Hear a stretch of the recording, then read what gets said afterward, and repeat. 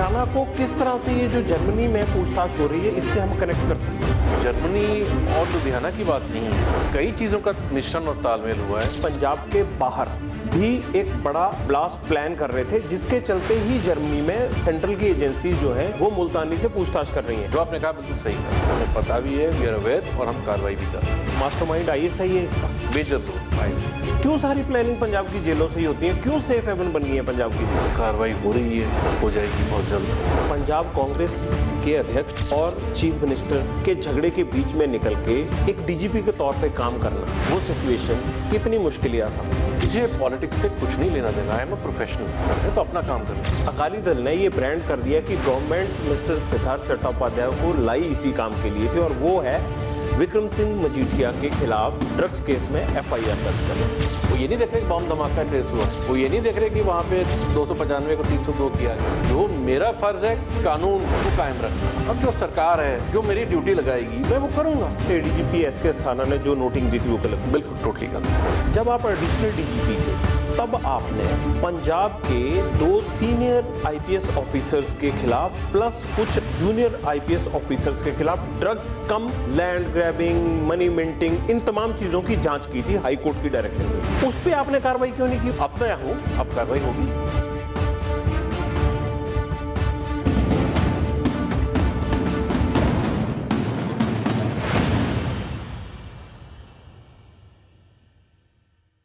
पंजाब में Ludhiana bomb blast के बाद अब जांच के तार जर्मनी और पाकिस्तान से भी जुड़ने लगे हैं।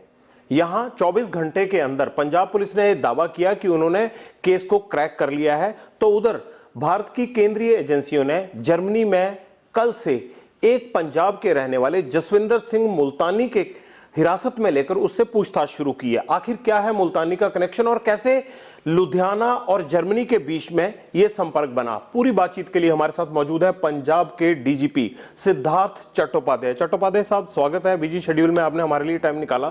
पहला सवाल आपसे ये कि लुधियाना को किस तरह से ये जो जर्मनी में पूछताछ हो रही है इससे हम कनेक्ट कर सकते हैं? उससे पहले कुछ बताना चाहूंगा, थोड़ी गहराई में जाता हूं। ये सिर्फ जर्मनी और लुधियाना की बात नहीं है, ये कई चीजों का मिश्रण और तालमेल हुआ है। सबसे पहले है नार्को टेररिज्म, नारकोटिक्स, ड्रग्स। जो आईएसआई है पाकिस्तान का, जो ड्रग्स आते हैं वहां से, हेरोइन और बाकी ड्रग्स आ रहे हैं, भेजे जा रहे हैं इंडिया में, और उनके साथ साथ हथियार, बारूद, ग्रेनेड, सब कुछ आ रहा है। और ये हमेशा पहले आतंकवाद खालिस्तान मूवमेंट के दौरान ड्रग्स कम थे, हथियार, बारूद और ग्रेनेड ज्यादा थे। आज की तारीख में ड्रग्स ज्यादा हैं और इनकी पैकेज, ये कंसाइनमेंट आता है, तो बड़े बड़े कंसाइनमेंट के साथ साथ 2 पिस्टल, 2 AK-47, 4 AK-47, कभी ग्रेनेड। उसी तरह अगर ड्रोन से आ रहा है तो जितना ड्रोन की कैपेसिटी उस हिसाब से सामान आ रहा है। कभी गन, कुछ एक्सप्लोसिव मटेरियल आ गया, ये लाके यहाँ पे डंप्स में इकट्ठा किया जा रहा है। अब इनको प्रॉब्लम ये है कि अब इनको रिक्रूट नहीं मिल रहे हैं, जिस करके इन्होंने आइडेंटिफाई करना शुरू किया कि जो गैंगस्टर हैं, जो पुराने लोग हैं जिन पे पर्चे हुए हैं, जो पुलिस से डिसमिस हैं, उससे इनको क्या है कि पुलिस से जो डिसमिस्ड है, जैसे ये गगनदीप था लुधियाने वाला, तो गगनदीप को पुलिस डिपार्टमेंट का सारा नॉलेज है, टेक्निकली साउंड था, कॉन्फिडेंस था, पुलिस तरह चेकिंग वगैरह के थ्रू, नाकों के थ्रू निकलना उसके लिए बड़ा आसान था, सब उसको जानते थे, वो सबको जानता था। आज भी उसकी पुलिस में जान पहचान है, तो इन चीज़ों को वो ओवरकम करता है। जो और कोई होगा आम इंसान, वो डरेगा, घबराएगा, पकड़ा जाएगा, चेक होगा। दूसरी बात, टेक्निकली साउंड होने करके एक्सप्लोजिव्स को हैंडल करने में, हथियारों को हैंडल करने में एक्सपर्ट होता है।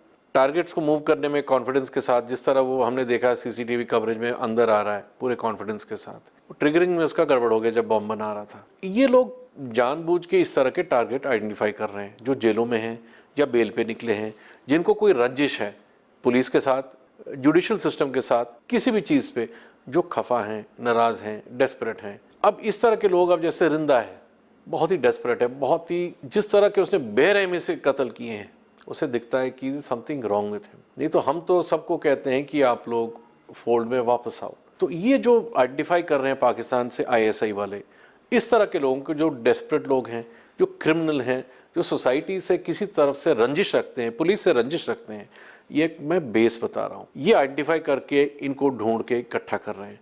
नहीं तो आज की तारीख में कोई नहीं चाहता कि पंजाब वापस उस आतंकवाद के खौफनाक टाइम पे जाए, उसमें सबका नुकसान हुआ है, पब्लिक का, पुलिस का, देश का, सूबे का, डेवलपमेंट का, एग्रीकल्चर का, हर तरफ से नुकसान हुआ है। कोई भी सेंसिबल जो है, कोई इंसान नहीं चाहेगा कि दोबारा से हम उस आतंकवाद के खौफनाक टाइम में वापस जाएं। तो इस करके इनको बड़े बारीकी से ढूंढना पड़ता है, जिस तरह इन्होंने गगनदीप को ढूंढा था। जेल में इनके डेन बने हुए हैं, इनके सेल बने हुए हैं जो हमने आइडेंटिफाई किए हैं, उनके माध्यम से इनकी प्लानिंग चलती है। वहाँ अब ये जेल से निकला ही था गगनदीप जो लुधियाने वाला है, वहाँ पे और भी कैदी हैं, कुछ ड्रग्स में, कुछ टेररिज्म में, कुछ माफिया। अब ये सारे, क्योंकि आमतौर पे तो कोई रिक्रूट मिल नहीं रहा है, इन सबको जोड़ के ये मिला रहे हैं, जो मिल रहा है उसको इकट्ठा कर लो। तो ये बड़ा एक डेंजरस सा एक चीज़ हमें दिख रहा है, नार्को टेररिज्म विद माफिया। ठीक है, इसी तरह अब इनका लिंक क्या होता है, अब यही पीछे भी आप जाएं, ISI वाले भी कह रहे हैं हमें इफेक्टिव बंदे चाहिए। जो पुराने हैं वधावा सिंह वगैरह, अब उनकी रेलेवेंस कम होती जा रही है। अब बृंदा जैसे जो एक्टिव, डेस्परेट, यंग दिखा सकते हैं कोई कुछ करके, उनको सामने ला रहे हैं। जैसे सिक्स फॉर जस्टिस है, लगातार हम लोगों को धमकियां दे रहे हैं, पुलिस, पंजाब पुलिस के अफसरों को धमकियां दे रहे हैं, सबको धमकियां दे रहे हैं। रेफरेंडम 2020 का एक रचा था इन्होंने, जो बिल्कुल ही फेल हो गया। तो इस तरह की चीज़ें करके लोगों के मन में डर पैदा करना चाहते हैं, जबकि बाहर भी लोगों को पता है ये चीज़ गलत है, ये किसी के फायदे के लिए नहीं है। Violence never helps. What is their cause? They have no cause. इसको पार कैसे पाएंगे? आपके लिए जेलों में बैठे लोग चैलेंजेस हैं, जो ड्रग्स रैकेट्स में इन्वॉल्व लोग हैं वो चैलेंज है, जो पुलिस के अंदर ब्लैक शीप्स हैं वो चैलेंज हैं, या जिनको पुलिस से निकाला जा चुका है वो चैलेंजेस हैं। तो इसके लिए पंजाब पुलिस, ये तो बड़ा लार्जर स्केल पे काम करना पड़ेगा। बहुत ज्यादा, बहुत ज्यादा। एक आतंकवाद से लड़ने वाली पुलिस का या इस सिस्टम का ऐसा हाल क्यों हुआ? फिर कई कारण हैं और उनका हम सुधार कर रहे हैं और कार्रवाई शुरू कर दी है। आपने देखा होगा हमने अपने नाके एक्टिवेट कर दिए हैं, चेकिंग एक्टिवेट कर दिया है दोबारा से, हर तरफ से। जिस तरह हमारे पंजाब पुलिस पहले चलती थी उसी तरह से हमने हर जिले में, हर कमिश्नरेट में पुलिस को एक्टिवेट कर दिया है। इनके साथ जो थोड़े बहुत जुड़े हुए हैं, सिक्स फॉर जस्टिस जो बाहर हैं, जो अपनी एक पहचान रखने के लिए, इसमें फाइनेंशियल इश्यूज हैं, इनको पैसा जाता है। आप देखिए इनके अपने बच्चे तो यहाँ आते नहीं है। कोई खड़ा होकर पूछे गुरपतवंत सिंह पन्नू आपका बेटा कहाँ है, क्या वो यहाँ पे लड़ाई जंग लड़ रहा है पंजाब पुलिस के साथ? जो शरीफ बच्चे उनको गुमराह करके, ब्रेन वॉश करके भेजा जा रहा है। ये लोग इस नाम पे, खालिस्तान के नाम पे पैसा इकट्ठा करते हैं, आलीशान बंगलों में रहते हैं, चाहे लाहौर में है, चाहे US में है, चाहे कनाडा में है। गुरुद्वारों में ये नाजायज फंड इकट्ठा कर रहे हैं, गुरुद्वारों के नाम पे, गुरुओं के नाम को मिसयूज कर रहे हैं ये लोग। ये कोई सिखी धर्म के लिए कुछ नहीं कर रहे हैं, अपने फायदे के लिए कर रहे हैं। और जो शरीफ बच्चे उनको मिसलीड करके, गुमराह करके, दिशाहीन करके, और एक वायलेंस यहाँ पैदा करना चाहते हैं। ISI और तत्वों के, जो हमारे एंटी नेशनल तत्व हैं, उनके इशारे पे ये काम कर रहे हैं। इसके लिए हमने अपने कार्रवाई शुरू कर दी है, जो मैं विस्तार में भी बता नहीं पाऊंगा। एक रिजल्ट था कि जो हमने कर दिया है, पर इतना मैं बता दूं कि चैलेंज अभी बहुत बड़ा है। मुझे कोई इसमें गलतफहमी नहीं है। आज के तारीख में जो हमें इन्वेस्टिगेशन के दौरान सामने आए, चैलेंज अभी बहुत बड़ा है। इसके लिए पुलिस को तो हमने लगा दिया, एक्टिवेट कर दिया है, पर पब्लिक के हर इंसान को चौकस रहना पड़ेगा। कहीं भी कोई अनपहचानता व्यक्ति, गाड़ी, शक्की कोई मूवमेंट, कोई सामान पड़ा हो, फौरन हमारे पुलिस के कर्मी को, हमारे कंट्रोल रूम को, 112 को इमीडिएटली इन्फॉर्म करें, क्योंकि इस टाइम चैलेंज बहुत बड़ा है। आपको लगता है कि इलेक्शन नजदीक होने के कारण इस तरह की एक्टिविटीज ज्यादा बढ़ी हैं पंजाब में? देखिए, पाकिस्तान कभी नहीं चाहेगा कि डेमोक्रेसी हो, क्योंकि उनके लिए खतरा है। ISI, उनका जो वहाँ पे आर्मी का जो सेटअप है, जो कंट्रोल करते हैं ISI वाले वहाँ पे, आम पाकिस्तानी शायद चाहता हो पीस, पर ये लोग जो एक कंट्रोल कर रहे हैं सिस्टम को, जिनके हाथ में पावर है, वो नहीं चाहेंगे, क्योंकि वहाँ डेमोक्रेटिक सिस्टम इंडिया के जैसे नहीं है। ये सब कोई जानता है। आप उनके भी TV चैनल्स आप देखें, उनके आप YouTube में देखें, आम जनता वहाँ भी पीस चाहता है। कुछ लोग हैं वहाँ पे जो वहाँ भी गतिविधि इसी तरह के चलाते हैं, और यहाँ भी पावर और पैसे के लिए। So the game is the same, so they want to destabilise. तो वो चाहेंगे कि इंडिया में कुछ हो, बट उसके लिए हमारे फोर्सेस, हमारी पुलिस पूरी तरीके से तैयार है। इलेक्शंस हम पीसफुल, फ्री एंड फेयर कराएंगे, और हमें पूरा सेंट्रल गवर्नमेंट से भी सपोर्ट मिल रहा है इस काम के। DGP साहब, ये जो लुधियाना बम ब्लास्ट का मकसद था, क्या गगनदीप का मकसद सिर्फ कोर्ट रूम के रिकॉर्ड को ही उड़ाना था, या कुछ और भी अभी तक पता लग पाया? अभी मैं इतना ही बता पाऊंगा कि एक बहुत बड़ी एक कॉन्स्पिरेसी है। ये एक छोटा सा हिस्सा था लीगल प्रोसेस को, जो हमारा पुलिस, कचहरियाँ, प्रोसिक्यूशन, ये पूरा जो क्रिमिनल जस्टिस सिस्टम है, इनको डराना, पब्लिक में एक भय की फीलिंग पैदा करनी, ये सब कुछ ही मिला के था। और अपने नारकोटिक्स के जो केसेस हैं उनमें कोई फैसला ना करे, टेररिज्म के केसेस में कोई फैसला ना करे, माफिया के केसेस में कोई फैसला ना करे, ना पुलिस वाले तफ्तीश करें ना जज फैसला करे। इस तरह का एक भय का माहौल करें जिस तरह खालिस्तान मूवमेंट की तरफ था कि पुलिस वालों को डराना, पब्लिक को डराना, कोई विटनेस एविडेंस ना दे, पुलिस वाले तफ्तीश ना करें, जज फैसला ना करें। कई जजों पे उस टाइम पे भी अटैक हुए थे, जज के कचहरी के अंदर, मोगा में, जगरांव में बहुत खराब इंसिडेंट हुए थे। तो इसमें ये भी देख सकते हैं कि इनकी प्लानिंग का ये भी हिस्सा था कि सिर्फ रिकॉर्ड रूम नहीं बल्कि जुडिशरी पर भी हमला किया जाए। जुडिशरी, पुलिस, पब्लिक सभी पे जी, मैं सिर्फ जुडिशरी नहीं कहूँगा। ये तो एक जनरल में जो सिस्टम को डराना, खराब करना, अपसेट करना। ये पता लग पाया कि ये एक्सप्लोसिव आया कहाँ से और कौन लाया? पता लग गया हमको, डिटेल्स भी हैं। ये शायद हमारे अगली मुलाकात में मैं आपको बता दूंगा, तब तक शायद हमें कामयाबी मिल जाए, मैं तब आपको बता दूंगा। क्या जिन और लोगों को लेकर आप इस केस में जांच कर रहे हो, क्या पुलिस के कुछ और लोग भी रडार पे हैं जो गगनदीप के टच में थे या गगनदीप को फैसिलिटेट कर रहे थे? कई लोगों को हिरासत में लेकर इंटरोगेशन किया जा रहा है। मैं इन्वेस्टिगेशन के बारे में इस टाइम पे कुछ कहना नहीं चाहूँगा। हमारे पास बहुत कुछ लीड्स मिल गए हैं, काफ़ी आगे तक पहुँच चुके हैं। इनके नेटवर्क में जो भी है हम काफ़ी आगे जा चुके हैं। एक ये भी पता चला है कि लुधियाना ही आखिरी मुकाम नहीं था इन लोगों का जो एंटी सोशल एलिमेंट है, ये पंजाब या पंजाब के बाहर भी एक बड़ा धमाका या एक सीरीज ऑफ ब्लास्ट प्लान कर रहे थे, जिसके चलते ही जर्मनी में सेंट्रल की एजेंसीज जो हैं वो मुल्तानी से पूछताछ कर रही हैं। बिल्कुल ठीक कहा है आपने, बिल्कुल सही बात है आपकी, इसमें कोई शक नहीं। उस बात के लिए हमें पता भी है, वी आर अवेयर, और हम कार्रवाई भी कर रहे हैं। मास्टरमाइंड आईएसआई है इसका, एक बहुत अहम रोल आईएसआई का है। एक गैंगस्टर हरविंदर सिंह रिंडा का नाम आ रहा है, महाराष्ट्र का रहने वाला, 1 दर्जन से ज्यादा मर्डर, अटेम्प्ट टू मर्डर में इन्वॉल्व है, चंडीगढ़ में भी एक टाइम बड़ा एक्टिव रहा है। क्या उसके वेयर अबाउट्स पता लग पाए हैं कि जैसा कहा जा रहा है वो लाहौर में ये बात सही है, और क्या उसको जिस तरह से किसी टाइम आईएसआई ने दाऊद को इस्तेमाल किया था उसको उसी तरह से इस्तेमाल कर रहे हैं? इन बातों में कितना दम है? देखिए, दाऊद का रोल कुछ और था, ये मैं कहूँगा जिस तरह वधावा सिंह या पंजवड़ इनको जो इस्तेमाल किया था वही दर्जा रिंदा को दिया गया है। हाँ जी, उसको लाहौर में रखा हुआ है जो हमारे सूत्रों के मुताबिक पता चला है। जी, जो ये ब्लास्ट हुआ है इसमें भी ये लोग वधावा सिंह या हरविंदर रिंडा ये इन्वॉल्व है इस पूरी साजिश में, या जो आगे होने वाला था उसको फैसिलिटेट कर रहे थे? ये जो हेड होता है उसका हर चीज में हाथ होता है, सब कुछ उसी के प्लानिंग से चलता है, उसी के डायरेक्शन से चलता है। तो ये नहीं कि उसने पर्टिकुलर एक बॉम्ब तैयार करके भेजा, ऐसा नहीं है।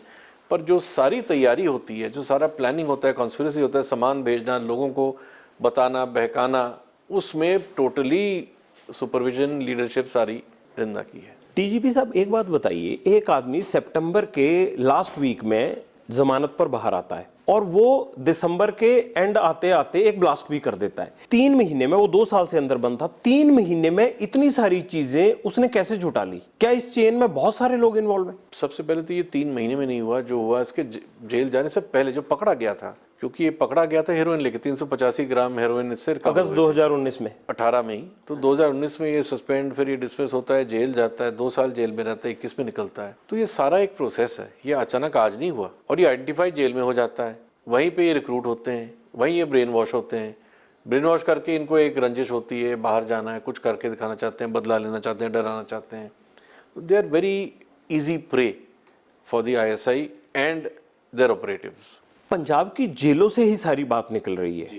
पंजाब की जेलें इतने सालों से कोशिश हो रही हैं, पुलिस और जेल पुलिस क्यों उनको महफूज नहीं कर पा रही है? क्यों सारी प्लानिंग पंजाब की जेलों से ही होती है? क्यों सेफ हेवन बन गई है पंजाब की जेलें? कार्रवाई हो रही है, हो जाएगी बहुत जल्द। ये तो बड़े स्तर पर कार्रवाई करने की जरूरत है, ये पहला इंस्टांस नहीं है। बिल्कुल नहीं है। इससे पहले आप देखिए, हाई सिक्योरिटी नाबा जेल से दिन दिहाड़े हमला करके गैंगस्टर और टेररिस्ट भाग जाते हैं, बिल्कुल मर्डर हो जाते हैं जेलों में। जेलों से हमें फोन आते हैं, मुझे पता है इस बात का। जेलों से हमें फोन आते हैं और बोलते हैं कि जी 14,000 रुपए देके फोन मिल जाता है। ड्रग्स माफिया नेक्सस वहां से चला रहा है, सही कह रहे हैं, गैंगस्टर वहां से सारे ड्रग्स का नेक्सस चला रहे हैं। सब बातों के बारे में हमें जानकारी है, और हमारे माननीय गृह मंत्री जी से, जेल मिनिस्टर जो हैं, प्रिजन के जो एडीजी हैं, उच्च स्तर पे मीटिंग हुई है और कार्रवाई प्लान होके काफी कुछ हो रहा है। आपको नहीं लगता कि कंप्लीट क्लीन अप ऑपरेशन की जरूरत है इसमें, और बहुत जल्दी? जब हम क्लीन अप कहते हैं तो इनमें कई चीज़ें हैं, जो जेल मैनुअल है, रूल्स हैं, लॉज हैं, लीगल इश्यूज हैं, टेक्निकल इश्यूज हैं। आप इनको कहीं भी रखेंगे आस पास तो रहेंगे। ब्लैक शीप हैं प्रिजन सेटअप में भी, उनको भी टैकल करना है। तो एक नीजर रिएक्शन नहीं होना चाहिए, ये planned properly activated and implemented होना चाहिए। लेकिन सर जो सोसाइटी है, जो जेल में जाता है, कोई अपराधी है या कोई भी आरोपी है, उससे आम सोसाइटी को खतरा नहीं होना चाहिए। अब ये जेलों में बैठे लोग आम सोसाइटी के लिए खतरा बन रहे हैं, तो ये क्लीन अप ऑपरेशन जल्दी होना चाहिए। होना चाहिए, हर चीज़ का एक टाइम है और उस टाइम के अंदर अंदर हो जाएगा। ये ऐसे जब मैं अगर कह रहा हूँ कि हो जाएगा, मैं आज रात को तो नहीं करूँगा। नहीं, उससे आप ही का काम कम होगा, मैं इसलिए ये कह रहा हूँ। इट इज़ इन प्रोसेस, आप ये समझ लीजिए, and it will be done at the earliest. It is begun, planning is begun, क्योंकि बगैर प्लानिंग के हम इम्प्लीमेंट कर दें उसमें और प्रॉब्लम्स आ जाएंगी। हम कर रहे हैं, जो करना है हम कर रहे हैं। पाकिस्तान से बॉर्डर एरिया में, खासकर तरन तारण, अमृतसर, गुरदासपुर एरिया में रोज ड्रोन आ रहे हैं। कभी टिफिन बॉम्ब आ रहे हैं, कभी हेरोइन आ रही है, कभी ग्रेनेड फेंके जा रहे हैं। पहले पठानकोट में ग्रेनेड से अटैक किया गया, फिर ये अब देखिए आप ब्लास्ट हो गया। इलेक्शन का माहौल है। मैं सिर्फ ये जानना चाहता हूं कि बॉर्डर को स्ट्रेंथन करने की बात बहुत हो रही है, लेकिन बॉर्डर स्ट्रेंथन अगर हुआ है या होने जा रहा है, तो फिर ये रोज ड्रोन कैसे आ जा रहे हैं, या रोज हेरोइन, या फिर ये इस तरह के हथियार कैसे आ जाते हैं? पहले यहाँ पे फेंसिंग नहीं था, खालिस्तान मूवमेंट के टाइम कोई फेंस नहीं था। थोड़ी बहुत स्मगलिंग होती थी, पर कोई खतरा ऐसा नहीं था। पर जब आतंकवाद आया, खालिस्तान मूवमेंट आया, तब महसूस हुआ कि नहीं, फेंस की ज़रूरत है। उस फेंस का असर पड़ा। फिर फेंस के बाद अब जाके इन्होंने ड्रोन्स निकाल लिए। अब इसका भी कोई हल निकाला जाएगा। मीटिंग्स चल रही हैं, हमारी बातचीत चल रही है, अब देखेंगे। क्योंकि अगेन, जैसे फेंस बनाने में काफ़ी टाइम लगा था, और जब बन गया इट वॉज इफेक्टिव, कई साल ठीक रहा। अब ये ड्रोन्स का नया खतरा पैदा, ये एक डायनामिक प्रोसेस है, होता रहेगा। कभी हम हल ढूंढेंगे तो वो कोई और नई चीज़ ढूंढेंगे, फिर हम करेंगे। ये तो सिविलाइजेशन में चलता रहेगा। We are looking for options and बहुत मुझे लगता है कि अब काफी देर हो चुकी है, ड्रोन्स काफी देर से एक्टिवेट हुए हैं, तो हमें इंटरनेशनल बॉर्डर पर, चाहे सेंट्रल की एजेंसीज हैं या जिनका उतना रोल है, चल रही है, उनसे बात चल रही है। इस प्रोसेस में है कि किन चीज़ों से, कौन सी टेक्नोलॉजी है जिससे इनको रोका जा सकता है, हम कर रहे हैं उसके बारे में। आपके लिए तो जो है वो जुम्मा कुछ ही दिन हुए और आपके लिए चैलेंजेस बहुत ज्यादा हो गए हैं जी। आपकी तो जो एंट्री है, मान लीजिए रात को ऑर्डर होते हैं और दरबार साहब में सेक रिलीज हो जाता है, उसके बाद बॉम्ब ब्लास्ट हो जाता है, ऊपर से इलेक्शन आ रहा है, तो चैलेंज तो आपके लिए बड़ा मुश्किल है। तो इन हालात में पुलिस इलेक्शन में ठीक ढंग से काम कर पाएगी, और जो बेअदबीज का को लेके जो एक मेंटल प्रेशर है फोर्स पर, उसके लिए किस तरह से आप इलेक्शन में काम कर रहे हैं कि इस तरह की घटनाएं ना हो? देखिए, बेअदबी एक अलग चीज़ है, इलेक्शन एक अलग चीज़ है, लेकिन इंटरकनेक्टेड है, उनको जोड़ दिया जाता है सियासत से। नहीं नहीं नहीं नहीं नहीं, वो तो पॉलिटिक्स की बात है। वो पुलिस के इलेक्शन प्रोसेस को लेके उसमें कोई कंफ्यूजन नहीं है। हाँ, पॉलिटिशियन के लिए होगा, जो गवर्नमेंट में है उनके लिए कि आपने क्या कार्रवाई की। जो बाहर हैं ऑपोजिशन वाले, वो इल्ज़ाम लगाएंगे कुछ कार्रवाई नहीं हुआ, that is a political issue, but that is not a police अब इशू। तो ये कहा जाने लगा, सब पार्टियां कहती हैं कि तो सियासी लोग ही करवा रहे हैं। उनके लिए मैं जवाब नहीं देना। लेकिन अब हम उनको रोक, आपके लिए चैलेंज यही है कि रोकना होगा, वरना ये लांछन लगेंगे। 3-4 और जगहों पे भी कोशिश हुई, पर पुलिस ने और लोकल जो वहाँ पे गुरुद्वारा साहब में मेंबर थे, ट्रस्टी थे, उन्होंने बहुत मैच्योर काम किया, इस करके वो चीज़ सामने नहीं आई। जो प्लानिंग 4-5 गुरुद्वारे में थी, बटाले में थी, फतेहगढ़ साहब में थी, लुधियाने में थी, पर बिल्कुल शांति से, शांतिपूर्वक, किसी को पता ही नहीं लगा कुछ हुआ है। कई बार होता रहता है, क्योंकि पर बात वही है, इस चीज़ को उछाला जाए, एक अनसिविलाइज्ड वे में इसको टैकल किया जाए या सिविलाइज्ड वे में, एक रिस्पॉन्सिबिलिटी सोसाइटी की भी है। मैं सिर्फ गुरुद्वारे की बात नहीं कर रहा हूँ, कोई गुरुद्वारा साहब हैं, मंदिर हैं, मस्जिद हैं, गिरजाघर हैं, हर एक में जो केयरटेकर हैं, चाहे पाठी है, चाहे पंडित है, चाहे मौलवी साहब हैं, प्रीस्ट हैं, उनकी भी एक जिम्मेवारी बनती है। आसपास जो ट्रस्टी हैं, जो मेंबर हैं, वो भी ध्यान रखें कि वहाँ पे कुछ गड़बड़ ना हो। कई उन्हें सीसीटीवी लगाया, कई उन्हें सर्वेलेंस रखा है, कई उन्हें जो भी अपना एक सिक्योरिटी सिस्टम, प्लस पुलिस वहाँ अपनी गश्त कर रही है, हमने अलर्ट कर रखा है कि कहीं कुछ ना हो। और अगर कोई थोड़ी बहुत भी शक हो, घटना होने वाली है, कुछ हो, इमीडिएटली वहाँ कार्रवाई हो जाए, प्रिवेंटिव कार्रवाई हो जाए। ये हम कर रहे हैं, और ये सिविलाइज्ड सोसाइटी का एक पार्ट है। This is not to do with elections, to maintain peace and communal harmony. ये तो हमारा फर्ज है और हमारे हक में है, और रोज का काम है इसमें। पंजाब कांग्रेस के अध्यक्ष और चीफ मिनिस्टर के झगड़े के बीच में निकल के सिद्धार्थ चट्टोपाध्याय साहब को डीजीपी का कामकाज सौंपा गया कि शायद जो मौजूदा हालात हैं उनसे बेटर परफॉर्म करेंगे। एज डीजीपी आपके लिए इन हालात में, जो पॉलिटिकल हालात हैं मौजूदा सेटअप में, एक डीजीपी के तौर पे काम करना, वो सिचुएशन कितनी मुश्किल या आसान है? जानबूझ के आईपीएस में आया हूँ। मैंने ऑप्ट किया था पंजाब काडर के लिए, जब आतंकवाद यहाँ मैक्सिमम था। तो पुलिस में तो उसको ही आना चाहिए जिसे इस तरह के चैलेंज और चुनौती पसंद है। जो कोई घबराता है, डरता है, उसके लिए ये नौकरी नहीं है। मुझे तो ये मेरा पैशन है। I am very fond of my job, I am proud of my job and I am very happy that God has given me a chance to serve. मुझे बड़ी खुशी है इस बात की, सेवा का मौका मिला जो हमारे गुरु साहबान कह के गए हैं। मुझे पॉलिटिक्स से कुछ नहीं लेना देना, आई एम अ प्रोफेशनल। तो मैं अपना काम प्रोफेशनली करता हूँ। मेरे को कभी आज तक 36 साल में किसी पॉलिटिशियन ने कोई दबाव, किसी तरह का कोई परेशानी, कोई तंगी एक बार भी नहीं दिया। आई have never had any problem with the grace of God, never had a problem. आज भी नहीं है, पहले भी नहीं थी। मैं अपना काम सही ढंग से करता हूँ। I don't take any sides, I don't do anything wrong, I stick to facts and law and I have never had a problem. मुझे काम कराएंगे, मैं तैयार हूँ। उन्हें पसंद नहीं है, जहाँ भेजेंगे मैं वहाँ भी तैयार हूँ। आपने एक काम ही ऐसा किया है, उस एक काम के लिए जो आपको अकाली दल ने ये ब्रांड कर दिया कि गवर्नमेंट मिस्टर सिद्धार्थ चट्टोपाध्याय को लाई इसी काम के लिए थी, और वो है विक्रम सिंह मजीठिया के खिलाफ ड्रग्स केस में एफआईआर दर्ज करना। अब उन हालात में आप बताइए कि आपको अगर कोई अपोजिट पार्टी ये ब्लेम करती है, ये इल्जाम लगा रही है कि इन्होंने ये एफआईआर सिर्फ इसलिए की क्योंकि इनको इसी टास्क के साथ एक डीजीपी के रैंक पर लाया गया। अभी आप ही ने मुझे इस इंटरव्यू में 2 मिनट पहले पूछा था कि आपके आते ही यहाँ पे बेअदबी हो गया, आपके आते ही बम चल पड़े, आपके आते ही ये हो गया। तो मैंने एक काम तो नहीं किया। मैंने बम धमाका भी 24 वैसे 6 घंटे में सॉल्व कर दिया था, 24 घंटे में आप लोगों को बताया, और ये इट इज़ अनहर्ड ऑफ। मेरे पंजाब पुलिस टीम ने किया, बहुत बढ़िया काम किया। फॉरेंसिक साइंस टीम ने किया, हमारे एक्सपर्ट्स ने किया, हमारी इन्वेस्टिगेटिंग ऑफिसर्स ने किया, हमारे एंटी इंसर्जेंसी जो हमारा इंटरनल सिक्योरिटी टीम ने किया, सभी ने किया है। They have done a wonderful job. उसी तरह जो बेअदबी की घटना कपूरथला में हुई थी, जहाँ बेरहमी से एक शख्स को मारा गया था, वो इन्वेस्टिगेट करके सीसीटीवी कैमरा से हमने 302 का पर्चा कर दिया। We have done justice. तो और उस शख्स को अरेस्ट कर लिया है। तो हर जगह हम सही कार्रवाई कर रहे हैं। It is not one challenge. कुछ लोग हैं, कुछ आंसर हैं जो एक ही चीज़ को, वो ये नहीं देख रहे कि बम धमाका ट्रेस हुआ है, वो ये नहीं देख रहे कि वहाँ पे पहले 295 को 302 किया गया, कि सैक्रिलेज से उसको लिंचिंग में किया गया।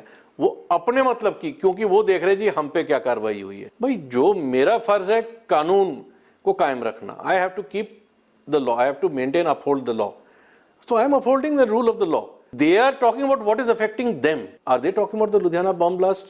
Have they spoken for or against it? Has anyone spoken against it? Can any party say that I have done a political job by tracing the Ludhiana bomb blast? Or do they say I have not done anything? Can they say I have done something wrong in the Kapurthala alleged sacrilege, which was actually inhuman lynching? I have done the right thing. So is that also political? I have done my job as a professional. And if anyone does not like me, I am ready to move out today, this very second, this very minute. मेरे को यहाँ बैठ के कुछ नहीं करना। मैं अपने आप नहीं अपने ऑर्डर किए यहाँ लगाने के, और मैंने जाने के भी ऑर्डर नहीं करने हैं। मुझे रखोगे, मैं काम करूँगा, भेज दोगे, मैं चला जाऊँगा। सो मुझे तो जो कह रहे हैं वो अपने मकसद से कह रहे हैं। वो तो ये भी कह रहे हैं पहले भी आपने किया था। अब जो सरकार है, जो मेरी ड्यूटी लगाएगी, मैं वो करूँगा या ना करूँ। ये भी कहा जा रहा है कि 2004 में जब बादल परिवार के खिलाफ केस हुए थे तो आपने उस वक्त भी उनके खिलाफ जांच की थी। क्या मैंने गलत किया था? मेरे को जो ड्यूटी लगाएंगे वो तो मैं करूंगा। तो ये विक्रम के खिलाफ केस दर्ज करना, ये ड्यूटी किसने दी? विक्रम के खिलाफ नहीं, जो हाई कोर्ट ने निर्देश दिए हैं कि इसमें इन्वेस्टिगेशन की जाए। अब उसमें अगर विक्रम है, कोई ऑर्डर आया नहीं है उसमें, वो तो 11 जनवरी को डेट लगी हुई है। बड़े क्लियर डायरेक्शंस है इसमें, और भी ऑर्डर्स हैं जिनकी भी बहुत जल्दी कार्रवाई होगी कि इसमें कार्रवाई की जाए। There is no stay on this matter, please proceed. अगर ये इतना आसान हाईकोर्ट का ऑर्डर था तो इसमें एफआईआर दर्ज करने के लिए एक डीजीपी को क्यों इंटरवीन करना पड़ा? क्यों बाकी केसों की तरह नीचे का सेटअप जो है उसने रूटीन में केस दर्ज किया? अच्छा सवाल पूछा आपने। मैं तो प्रोफेशनल हूं, पर कुछ लोग हैं जो जिनकी अपनी कमजोरियां हैं, जो मैं विस्तार नहीं, डिटेल नहीं बताना चाहूंगा। कुछ अफसर हैं जिनके कमजोरियां हैं, उन कमजोरियों के चलते वो उनके दबाव में आ गए और उन्होंने कुछ ऐसे नोट लिख दिए जो गलत थे। अब वो इतने सीनियर थे कि एक जूनियर अफसर उनको काट के नहीं ऑर्डर कर सकता था। तो जब एक एडिशनल डीजी लेवल का अफसर कुछ गलत लिखेगा तो उसको एक डीजी लेवल का अफसर ही ओवर रूल कर सकता है। आपके हिसाब से एडीजीपी एसके अस्थाना ने जो नोटिंग दी थी वो गलत थी? बिल्कुल टोटली गलत है। वो हमारे एडवोकेट जनरल ने उस पर ओपिनियन दिया हुआ है, इट इज ऑन रिकॉर्ड। इसीलिए ज्यादा सवाल उठ रहे हैं कि 3-3 एडीजीपी हट गए, फिर केस दर्ज हो गया, एक नए डीजीपी आते हैं, फिर केस दर्ज आप करते एक हैं। बात बताइए, पंजाब में 10 डीजी बदले थे आतंकवाद में, तो क्या सरकार की गलती थी या डीजीओ की गलती थी? भाई काम करना है हमने we have to uphold the law. यहाँ ड्रग्स बिक रहे हैं, somebody is responsible, some policemen are responsible, some police। हमने 105 पुलिस वाले इस पर डिसमिस किए हैं पिछले 4 साल में। उनका सवाल उठाया किसी ने? हमने सीनियर पुलिस अफसरों के खिलाफ रिपोर्टें दी हैं, उसका सवाल उठाया किसी ने? अब क्यों इस चीज के बारे में बोलते हैं? कितने पुलिस वाले जहां 105 पुलिस अफसरों के खिलाफ कार्रवाई की गई, आप देखिए। I am telling it's on record, we have dismissed 105 policemen and we are taking action against senior officers also. Timing को लेके सवाल उठ रहा है, आपको नहीं लग रहा है कि इलेक्शन के नजदीक आकर ड्रग्स का ये केस करना, रिपोर्ट 2018 की है? तो हम छोड़ दें? मेरे को आज लगाया गया, मैं अपना फर्ज निभा रहा हूं। आप कहते तो मैं छोड़ देता हूं। आप नहीं, मैं कौन होता हूं? जी, मुझे अपना काम करने दीजिए। आपको लगता है कि मेरिट पे ये ठीक है? मैं आज तक 36 साल में मुझे कह दें मैंने कोई भी काम बगैर मेरिट का किया, आज तक मुझे कह दें किसी भी काम में, मैं तैयार हूं फेस करने के लिए। एक भी काम मैंने कहीं भी गलत किया हो, I work only on merit. और हमने केस दर्ज किया for investigation, we are investigating it. क्या पता उसमें कुछ ना निकले। हमारे सामने जो तत्व आए हैं हम उनको इन्वेस्टिगेट करेंगे। हम कोई धक्के के, आप ये ना सोचे कोई रंजिश या कोई दुश्मनी से हम कुछ कार्रवाई कर रहे हैं। पुलिस कोई पर्चा दर्ज करता है, जो पुलिस पर्चे दर्ज करते हैं हर एक में कन्विक्शन तो नहीं होता है, हर एक में चार्जशीट तो नहीं होता है, कईयों में कैंसिलेशन भी भरा जाता है। तो we don't know, let's see which direction this goes. आप सिर्फ इन्वेस्टिगेट कर रहे हैं, गिरफ्तार भी करेंगे जो जरूरत पड़ेगी। आज की स्टेज पे गिरफ्तारी की जरूरत पड़ेगी, जरूर करेंगे, क्योंकि बहुत अहम मुद्दे आए हैं सामने, बड़े सीरियस एलिगेशंस आए हैं। एलिगेशंस में एविडेंस भी आने लगा है या सिर्फ एलिगेशन? नहीं जी, बड़े सख्त एविडेंस है। आपने कहा कि आप प्रोफेशनल हैं और प्रोफेशनली काम करते हैं, किसी के दबाव में काम नहीं करते। जब आप एडिशनल डीजीपी थे तब आपने पंजाब के 2 सीनियर आईपीएस ऑफिसर्स के खिलाफ प्लस कुछ जूनियर आईपीएस ऑफिसर्स के खिलाफ ड्रग्स कम लैंड ग्रैबिंग, मनी मिंटिंग, इन तमाम चीजों की जांच की थी हाई कोर्ट की डायरेक्शन। बिल्कुल ठीक है। तो उस पे आपने कार्रवाई क्यों नहीं की? उस पे भी कार्रवाई होनी चाहिए। उस पे किसने रोका है आपको कार्रवाई के लिए? वो तो हाई कोर्ट में है। There are 2 institutions, one is the high court and one is the government. अब उस टाइम पे मेरी पोस्टिंग कहाँ थी? मैं एडीजी पीएसपीसीएल था।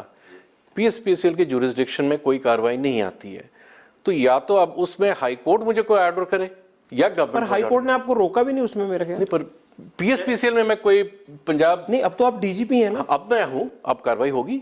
हाँ, मैं यही कह रहा हूँ। हाँ, तो अब उसमें देखिए हर चीज का एक प्रोसीजर है। अब मैं यहाँ आया हूँ, अब आप खुद ही तो कह रहे हैं जी आते ही बेअदबी हो गई 2 जगहों पे, फिर ब्लास्ट हो गया, फिर ये हो गया, फिर केस हो गया। तो मुझे सिस्टम्स को भी इन प्लेस करना है। तो जो आप है वो हर रिपोर्ट, मैं ये समझूं, मैं सीधा बोल रहा हूं कि पंजाब के 2 फॉर्मर डीजीपीज के खिलाफ आपकी जो रिपोर्ट थी उस पर कार्रवाई होगी। देखिए रिपोर्ट जाएगी सरकार को, सरकार एग्जामिन करेगी, सरकार निर्देश देगी। बिकॉज जब सीनियर अफसर इन्वॉल्व होते हैं तो निर्देश सरकार के होते हैं, उस पर सब कुछ रिकॉर्ड पे है, सरकार एग्जामिन करेगी, सरकार उस पर निर्देश देगी। क्या विक्रम मजीठिया का केस भी सरकार ने एग्जामिन किया फिर दर्ज हुआ? नहीं, इसमें तो हाई कोर्ट के डायरेक्शंस आए थे, ये तो it is on record. High court के डायरेक्शन नहीं है सर। हाई कोर्ट के जो डायरेक्शंस हैं, हाई कोर्ट में एग्जामिन हुआ है और उन्होंने कहा आप कार्रवाई शुरू कर दें। ठीक है, this has been taken up.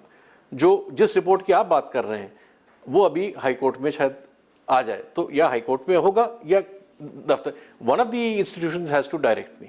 मेरे रिपोर्ट हाई कोर्ट में भी प्रेजेंट है, मेरे रिपोर्ट सरकार के सामने भी है, क्योंकि सीनियर ऑफिसर्स इन्वॉल्व है, उसमें डायरेक्शंस की जरूरत है। ठीक है, अब यहाँ पे हाई कोर्ट ने कहा ठीक है देयर इज नो स्टे, आप कार्रवाई कीजिए, एजी ने अपना रिपोर्ट दे दिया। तो इसमें भी हमें उम्मीद है बहुत जल्द आपकी गवर्नमेंट की कंसिडरेशन में है वो आपकी रिपोर्ट? बिल्कुल है, बिल्कुल, क्योंकि वो बहुत हाई प्रोफाइल जांच है। जी, तो तभी मैंने कहा देखिए जिस लेवल की आप बात करें, जिसमें डीजीज इन्वॉल्व हो या कोई senior SSP level officer involve हो, हर चीज के लिए अप्रूवल चाहिए, आपको पता है इस बारे में। ठीक है ना, बिकॉज अगर आपने कोई डिपार्टमेंट्स भी एक्शन लेना है, किसी को सस्पेंड भी करना है, तब भी गवर्नमेंट को अपने सरकार, क्या आपने अप्रूवल के लिए लिखा है? नहीं, अभी रिपोर्ट उनके पास पेंडिंग है, वो डायरेक्शंस बहुत जल्द देंगे, बहुत जल्द आ जाएगा सामने। पर बात तो यही है ना कि आप हर चीज को पोलिटिसाइज किस रंग में, किस through which eyes are you going to, which lens are you going to look at it, but the work is proceeding in a professional routine manner. UPSC की meeting first week of January में होने वाली है और माना यह जा रहा है कि कोड ऑफ कंडक्ट भी जनवरी के 2nd वीक तक लग जाएगा। आपको लगता है कि यूपीएससी की मीटिंग में सबसे महत्वपूर्ण फैसला आपके जो है एडिशनल चार्ज को परमानेंट करने को लेकर ही होना है? आपको लगता है कि वो एक चैलेंज है आपके दिमाग के लिए? नहीं, मेरे लिए कोई चैलेंज नहीं है, मैं बड़ा खुश हूँ। मैंने आपको पहले ही कह दिया, भगवान ने और देश ने मुझे पूरा मौका दिया है, जो मैं सेवा कर चुका हूँ, आई एम फुल्ली सेटिस्फाइड। आगे मौका मिलेगा बहुत अच्छी बात, नहीं मिलेगा मैं बड़ी खुशी से घर बैठूंगा, मुझे कोई प्रॉब्लम नहीं, मेरे लिए कोई चैलेंज नहीं है। मेरे लिए देश, मेरा ड्यूटी, मेरी performance is most important, my professionalism. If I am given the charge I will do it happily, if not I will very happily go and sit on the side and lead a normal life. आपको लगता है कि आपने जो काम पिछले एक हफ्ते के दौरान कर दिए हैं, चाहे वो पॉलिटिकल हो चाहे कुछ भी हो, आपको इसके लिए टारगेट भी किया जा सकता है पॉलिटिकल सेटअप की तरफ से, अब नहीं तो बाद में सही? ये तो आपको पता होगा। नहीं, आपके मन में भी तो कुछ चल रहा होगा, इतना एक्सपीरियंस है। नहीं, मैं तो अब 36 साल से मैंने आतंकवाद लड़ा है, माफिया को लड़ा है, पॉलिटिशियंस को लड़ा है, आप खुद ही तो कह रहे हैं। पर आपको नहीं लगता कि एक और पॉलिटिकल लड़ाई आपने शुरू कर दी? मैंने तो अपना फर्ज निभाया है। अब अगर कोई अफसर, कोई पुलिस अफसर, कोई गवर्नमेंट ऑफिशियल, कोई भारत का इंसान, कोई नागरिक अपना फर्ज निभाए और उसके लिए उसके साथ दुश्मनी हो जाए, तो ये तो हमारे देश को देखना है, ऐसे तो कोई काम नहीं करेगा। अगर इस चीज को हम हर कोई ऐसा, तो इस देश में अफसर और जवान काम करना बंद कर देंगे क्योंकि लोग उनके खिलाफ जाएंगे, तो हम फिर इनके साथ ही मिल जाएं, तो फिर तो there is no rule of law. It is for the public, it is the people of this country to see whether they want the rule of law और a wild the wild west to prevail और the rule of the jungle to prevail. ये तो फैसला आपने करना है। मैं तो अपना फर्ज निभाया। अगर मेरे साथ कोई दुश्मनी करता है तो भारत के जनता को देखना है, मेरे को बचाना है या मेरे खिलाफ कुछ हो। They have to stand up for me. I have done my job. It is for you to see what is to be done with me. बहुत बहुत शुक्रिया सिद्धार्थ चट्टोपाध्याय साहब, आपने तमाम सवालों के बड़ी बेबाकी से, साफ गोई से आपने जवाब दिए। बहुत बहुत शुक्रिया एबीपी न्यूज़ को समय देने के लिए। और आप सब इस इंटरव्यू पर अपना फीडबैक मुझे मेरे ट्विटर हैंडल पर ज़रूर दें। शुक्रिया।